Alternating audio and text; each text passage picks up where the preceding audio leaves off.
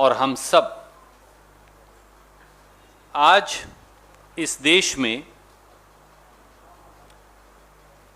संविधान और कानून दोनों की हत्या मोदी सरकार द्वारा कैसे की जा रही है, प्रजातंत्र को पांव तले कैसे रौंदा जा रहा है, देश के नागरिकों के मौलिक अधिकारों को कैसे दबाया जा रहा है, उसकी व्याख्या लेकर आपके बीच में आए हैं।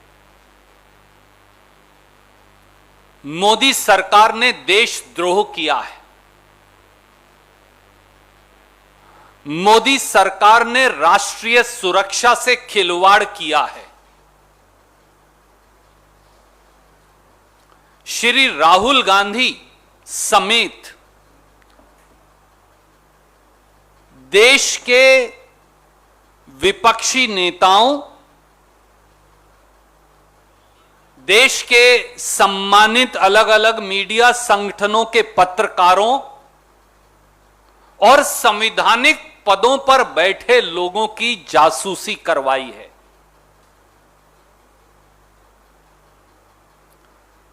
भारतीय जनता पार्टी का नाम बदलकर अब भारतीय जासूस पार्टी रख देना चाहिए।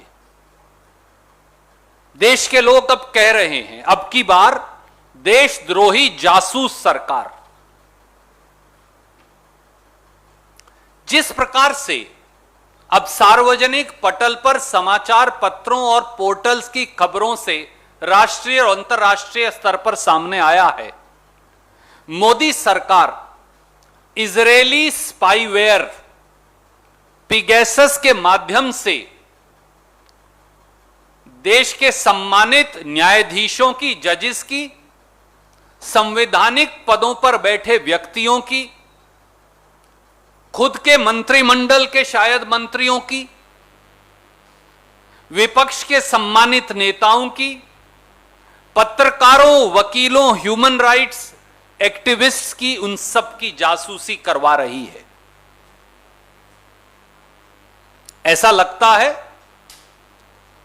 कि मोदी सरकार ने स्वयं देश के संविधान पर हमला बोल रखा हो, कानून के शासन पर हमला बोल रखा हो, मौलिक अधिकारों पर हमला बोल रखा हो और संविधान की शपथ जो ली थी सरकार ने, उस शपथ को भी दबाकर उस पर भी हमला बोल रखा हो। मोदी सरकार खुद ही इजरायली जासूसी उपकरण पिगैसस के माध्यम से यह नृशंस कार्य कर रही है। और यह तो एक सैंपल है। पिगैसस सॉफ्टवेयर करता क्या है?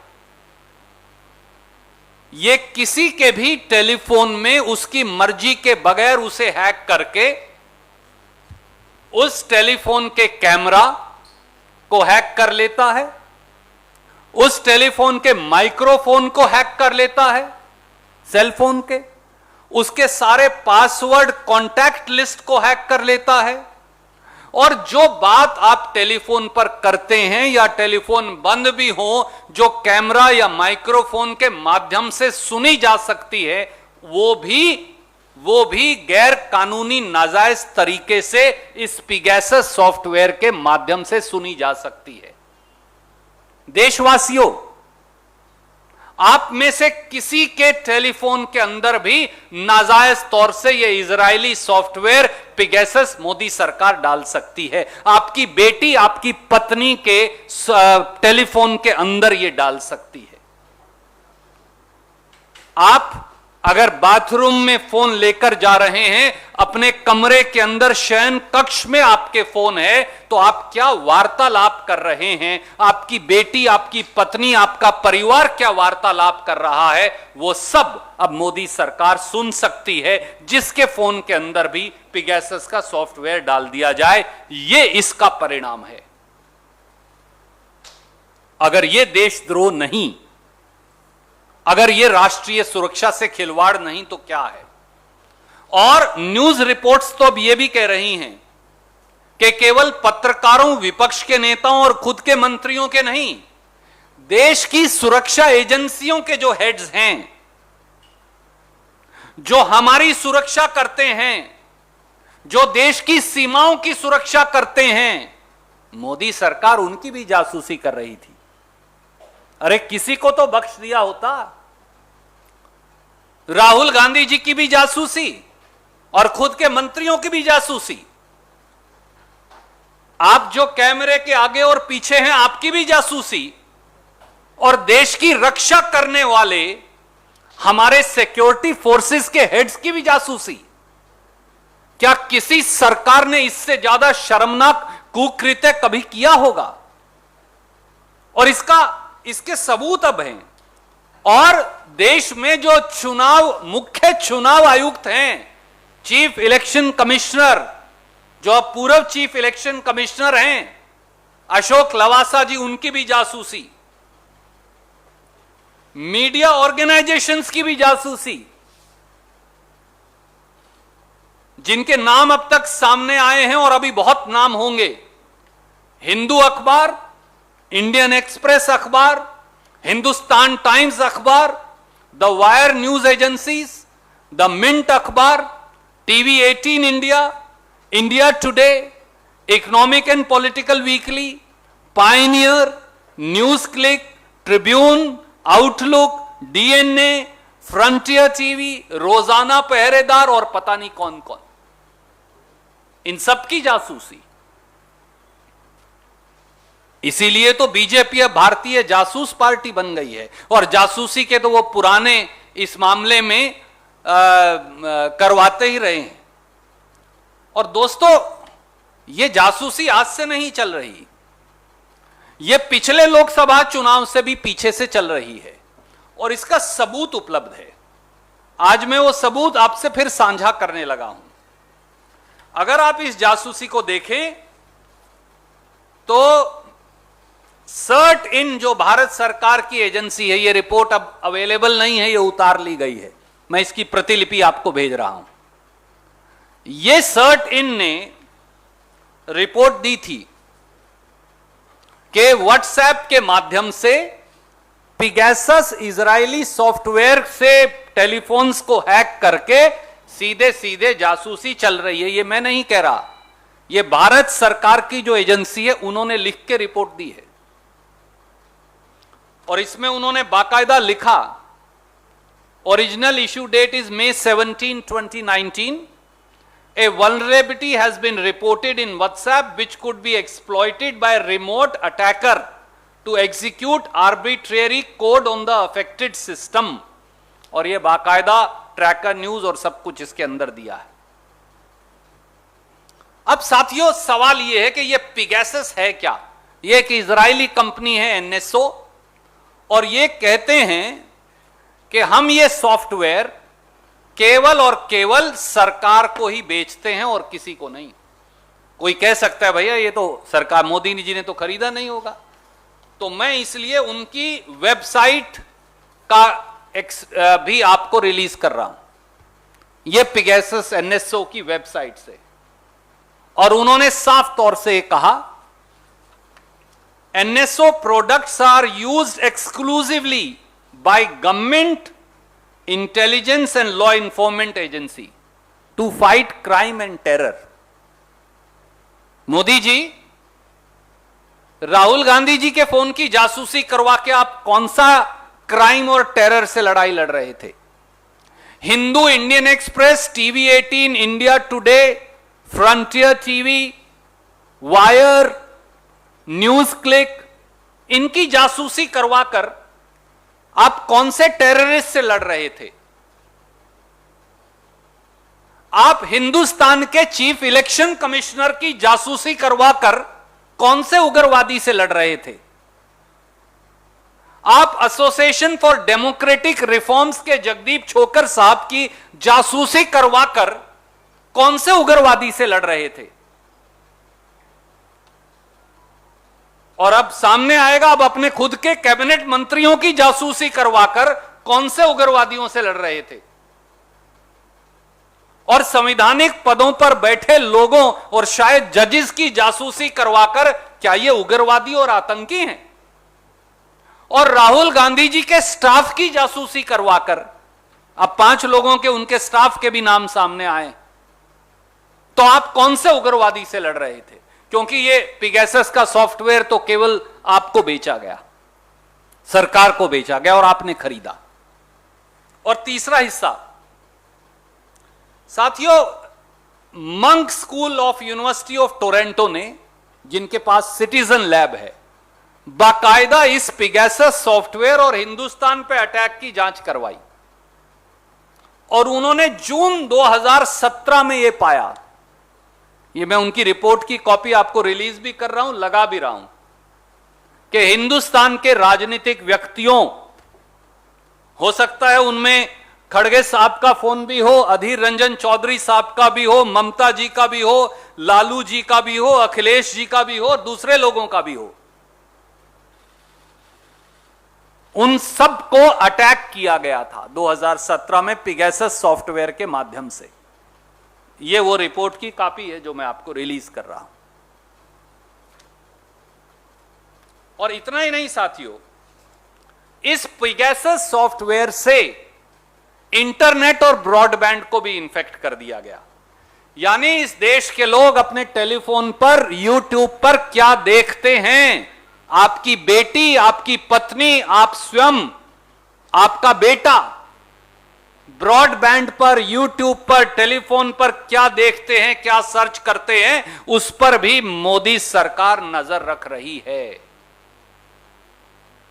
और जो ये मैं नहीं कह रहा, ये भी सिटीजन लैब रिपोर्ट में आया और उन्होंने कहा कि जो कंपनियां इन्फेक्ट की उन्होंने इंटरनेट की, वो है भारती एयरटेल लिमिटेड, महानगर टेलीफोन निगम लिमिटेड, खुद की सरकारी कंपनी को भी नहीं बख्शा, नेशनल इंटरनेट बैकबोन, सब कुछ उसी पे चलता है, एनआईसी, कोर्ट की प्रोसीडिंग से लेके सरकार की सब कार्रवाई, हर डिपार्टमेंट की कार्रवाई तो एनआईसी पर चलेंगी।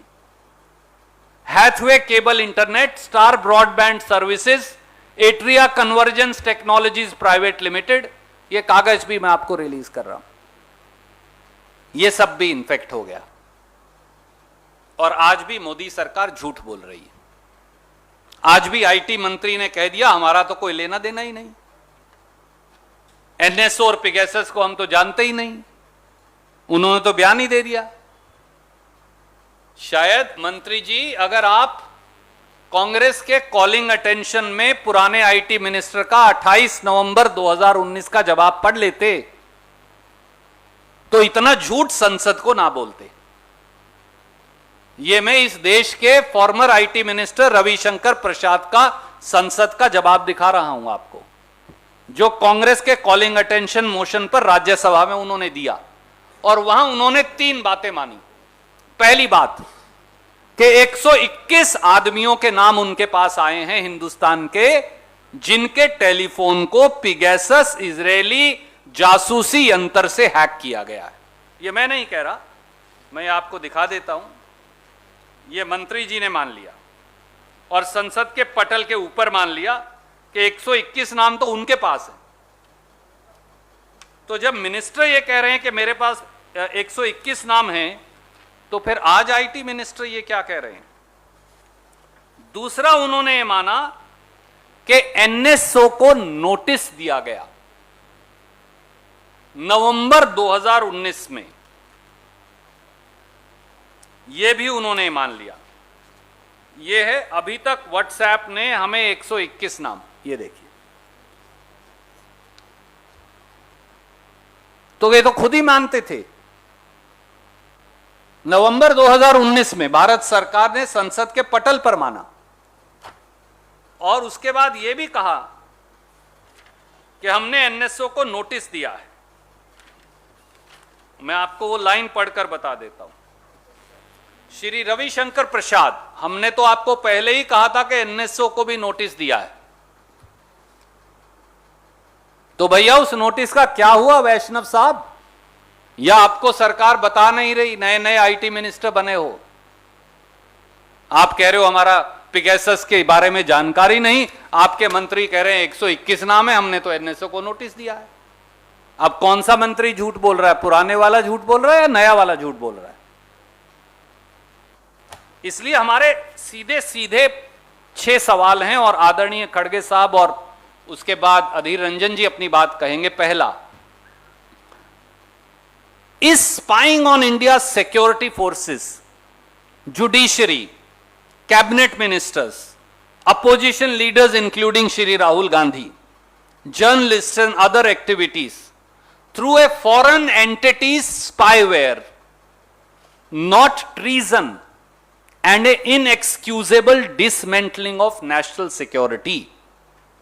क्या हिंदुस्तान में मुख्य चुनाव आयुक्त, विपक्ष के नेता समेत श्री राहुल गांधी, खुद के कैबिनेट मंत्रियों, पत्रकार साथियों, एक्टिविस्ट और इन सब की जासूसी करवाना अगर देशद्रोह नहीं और राष्ट्रीय सुरक्षा से खिलवाड़ नहीं तो क्या है? दूसरा सवाल, क्या 2019 के लोकसभा चुनाव से पहले और उसके बाद प्रधानमंत्री श्री नरेंद्र मोदी जी और उनके गृह मंत्री अमित शाह जी और उनकी सरकार जासूसी करवा रही थी? और तीसरा, भारत सरकार ने यह इजरायली जासूसी सॉफ्टवेयर पिगैसस कब खरीदा? क्या इसके लिए होम मिनिस्टर अमित शाह जी ने अनुमति दी या प्रधानमंत्री जी ने अनुमति दी? और कितना हजार करोड़ रुपया खर्च हुआ या कितने सैकड़ों रुपया खर्च हुआ और वो पैसा कहां से आया? चौथा, अब यह साफ है कि अप्रैल मई 2019 में, यह देखिए, यह सर्ट इन की रिपोर्ट है, भारत सरकार को इस सॉफ्टवेयर की जानकारी थी।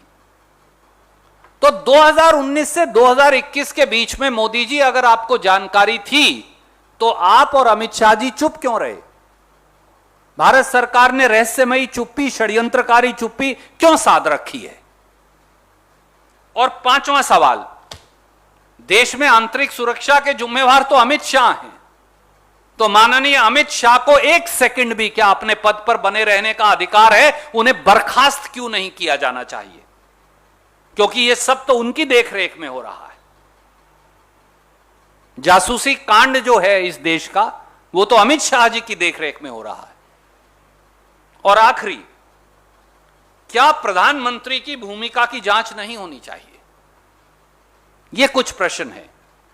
अब इससे पहले कि हम आपके प्रश्न लें, मैं आदरणीय खड़गे साहब से अनुरोध करूंगा, क्योंकि इसने पूरे देश को, इस जासूसी कांड ने पूरे देश को हिला दिया है। हिंदुस्तान के विपक्ष के नेता आदरणीय खड़गे साहब अपनी बात करें।